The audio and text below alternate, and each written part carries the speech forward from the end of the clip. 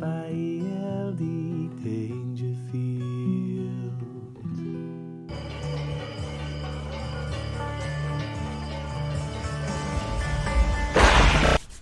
All right there.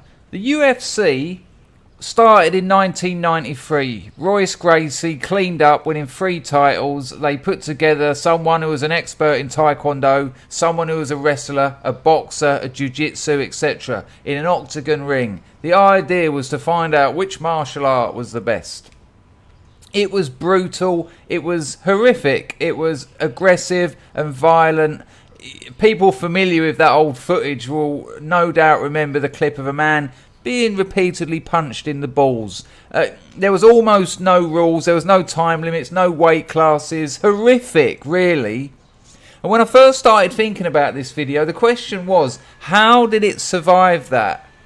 How did something so clearly you'd assume something so repulsive, when viewed in the context of our culture at large, how did it survive? How did it eventually become a sport?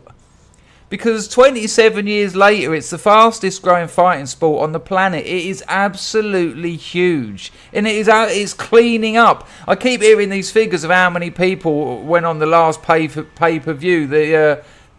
What was it? Khabib and Conor fight. Oh, it was like 3 million pay-per-views. Well, I know 6 people who watched it without paying. I mean, the numbers almost certainly do not reflect the reality of the people that are into this thing. And when I first started thinking about it, that question, how did it survive that early horrific eruption into public life? Well, that's why it survived. It survived because of its barbarism. It survived because of its explicit violence. It survived because people are starving hungry for something real in the media. You know, from news to sport to reality TV to programming to films. People are sick of the culture we've ended up with. They're sick of this kind of artificial reality that's pushed in our faces day in, day out, that has nothing to do with our lived experience. It does not reflect our experience of life. Our experience of life, which is about decay, which is about struggle, which is about bodily fluids, which is about hard times, which is about trauma, which is about violence, which is life and death. And the MMA, UFC, gives you that. It's raw, it's honest, there's no bullshit going on, there's no pretense being made. 2 blokes, one of them needs to kick the shit out of the other to win. That's it. And I think it's absolutely, explicitly grotesque. It's like an old European festival where the people would vomit in the streets and sort of piss everywhere. Really. And this went on for weeks, where culture at large was mocked through the reality of what it means to be alive. And I think the UFC at the moment is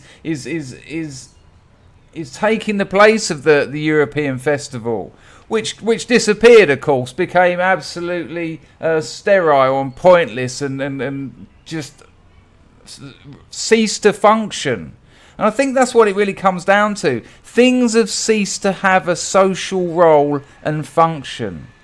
They are simulations of things that once had something to do with our lives, had something to do with our communities, had something to do with our relationship to government, our relationship to politics. And as slowly our families dissolved, as slowly as our communities disappeared, so did our cultural objects that used to function within those kinds of systems, so too they became pointless because they had no real community to function within. They became simulations of things that once had an actual operative feature. And so the UFC is bringing that back. The UFC is presenting us with something that is not lies, is not pre-digested culture, hasn't already been chewed for us. The meaning of it hasn't been interpreted. You sit there, you watch it, you suffer, you tense your muscles, you bite your lips. It's violent, it's brutal, it's barbaric. It's the most honest and pure cultural expression of the age. And that's why it's massive. Because people are absolutely starving for a media and a culture that actually says something about their lives. There's headlamps